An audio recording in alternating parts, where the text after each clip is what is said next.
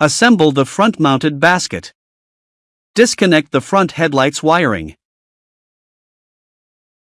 Take off the front headlight assembly.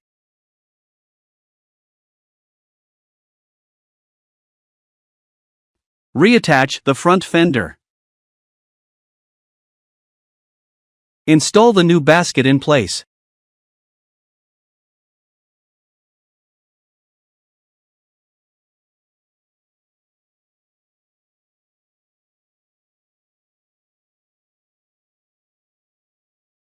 Get the headlight extension wire.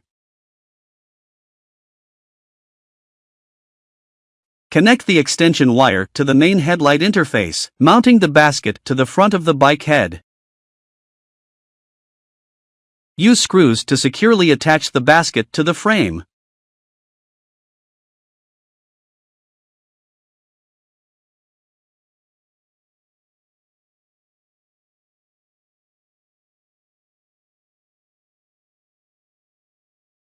Install the headlight to the front end of the basket.